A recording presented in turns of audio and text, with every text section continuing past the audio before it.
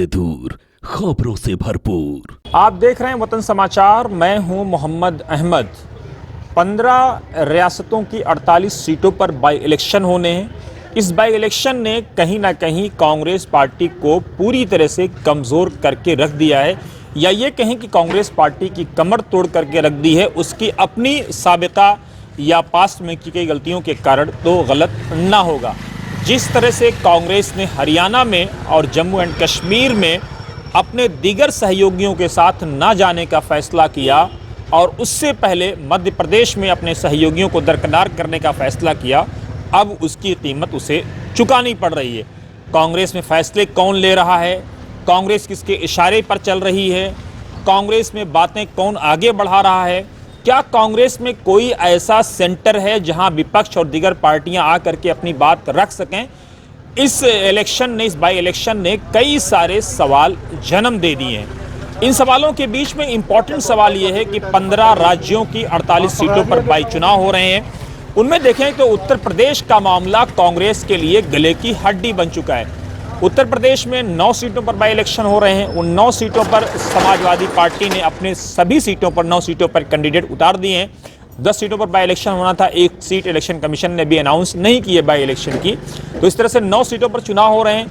पहले खबर ये आई कि कांग्रेस चाहती, चुनाव से पहले वो ज़मीन पे माहौल तैयार कर रही थी कि 50-50 का फार्मूला बने, 5-5 का फार्मूला बने।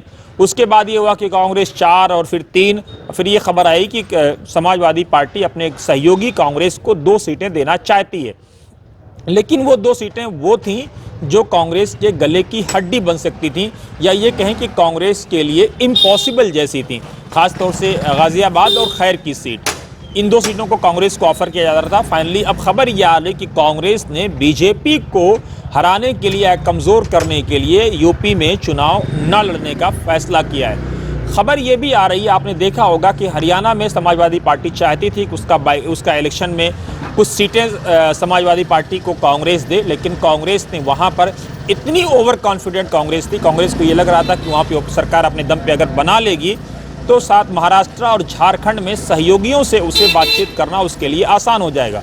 लेकिन अब सहयोगियों से बातचीत करना उसके लिए आसान क्या, मुश्किल से मुश्किल तरीन होता जा रहा है। सहयोगी बंगाल से लेकर उत्तर प्रदेश तक और उत्तर प्रदेश से लेकर केरला तक इकला चलने की राह पर चल रहे हैं, या ये कहें कि कांग्रेस पार्टी के लिए मुसीबत खड़ी कर रहे हैं। जब मार्क्सवादी कम्युनिस्ट पार्टी ने देखा कि कांग्रेस पार्टी देर कर रही है बातचीत करने में या किसी नतीजे पर पहुंचने में, तो बंगाल में कम्युनिस्ट पार्टी ने अपने कैंडिडेट उतार दिए। और उसके बाद अब खबर ये आ रही कि कांग्रेस पार्टी ने वहां पर भी अपने कैंडिडेट को उतारने का फैसला किया है।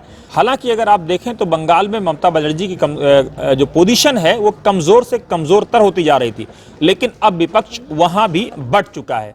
इसी तरह आप अगर देखें तो ख़ासतौर से कर्नाटका में, जहां पर कांग्रेस की सरकार है। हालांकि कर्नाटका में आप देखें तो कर्नाटका की में भी कांग्रेस पार्टी कोई बहुत अच्छा फैसला नहीं ले रही है। कांग्रेस पार्टी अपने साथियों को, अपने सहयोगियों को, अपने समर्थकों को वहां पर नाराज़ करने का जोखिम ले रही है। जेडीएस और भाजपा का वहां पर जो अलायंस था, जब वहां पर भाजपा ने या जेडीएस ने सीपी योगेश्वर को टिकट न देने का फैसला किया, तो कांग्रेस ने उनकी एंट्री करवाई और कांग्रेस ने उनको टिकट दे दिया। तो जाहिर सी बात है, ये कहीं ना कहीं ये फैसला कांग्रेस के गले की हड्डी बन सकता है। इसी तरह का कुछ कांग्रेस ने आसाम में किया। जिस सीट पर कांग्रेस को आसाम में अपने सहयोगियों को समर्थन देना था और 2026 के चुनाव की तैयारी करनी थी, वहां पर कांग्रेस पार्टी ने अपना कैंडिडेट उतार दिया है।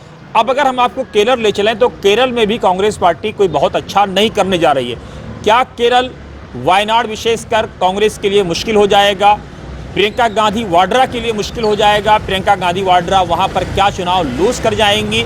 ये कई ऐसे सारे सवाल हैं जिसके संकेत अभी से मिलने शुरू हो गए हैं। कांग्रेस पार्टी के कई लीडरों ने कांग्रेस पार्टी छोड़ने का फैसला किया है। एक साहब को अगर कांग्रेस ने टिकट दिया तो दूसरे साहब जो कांग्रेस के सीनियर मेंबर थे, सीनियर साथी थे, वो नाराज़ होकर के इंडिपेंडेंट लड़ रहे हैं, जिनको वहाँ की जो रूलिंग पार्टी है लेफ्ट, वहाँ उनको समर्थन दे रही है। तो कांग्रेस पार्टी के लिए न कर्नाटक से अच्छी खबर आ रही है और ना ही जो है आसाम से अच्छी खबर आ रही है। आसाम में उसके अपने सहयोगी नाराज हो रहे हैं। उसकी वजह यह थी कि 2026 का जो अलायंस समझौता था रीजनल पार्टीज के साथ, वो टूटता नजर आ रहा है। उत्तर प्रदेश में आप जाएं तो अखिलेश ने अलग आंख दिखाना शुरू कर दिया है, क्योंकि हरियाणा, कश्मीर और उसके बाद जो है दीगर जगहों पर जो चुनाव में कांग्रेस की फजीयत हुई है, उसके बाद ये सूरत हाल उत्पन्न हुई है।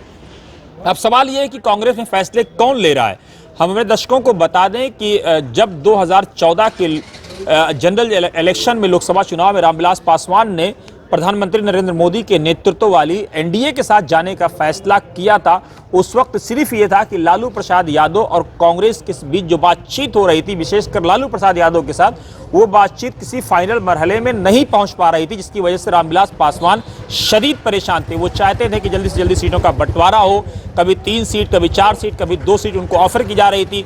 तो पासवान ने आजिज आकर के और परेशान होकर के ये फैसला किया कि अब वो एनडीए के साथ जाएंगे, एनडीए से चुनाव लड़ेंगे। और हुआ ये कि उनको बम्पर फायदा हुआ, चुनाव लड़े, सभी की सभी सीटें जीतने में तकरीबन कामयाब रहे और उसके बाद केंद्र में मंत्री भी बने और आज फिर उनके बेटे प्रधानमंत्री नरेंद्र मोदी के हनुमान के तौर पर भी काम करने का लगातार दावा कर रहे हैं। तो ये पूरी परिस्थिति है। ऐसे में कांग्रेस महाराष्ट्र में और झारखंड में क्या गुल खिला पाएगी और अपने सहयोगियों को किस हद तक मदद कर पाएगी, ये देखना बड़ा दिलचस्प होगा।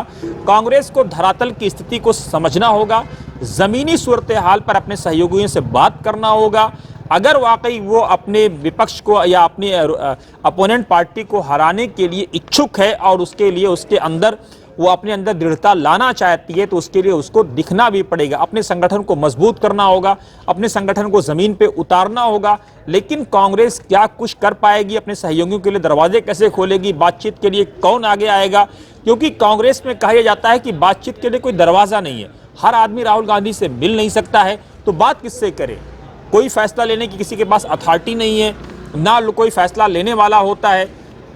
कांग्रेस प्रेसिडेंट के बारे में भी यही बात कही जाती है कि जो ऊपर से लाया जाता है उस पर वो साइन कर देते हैं।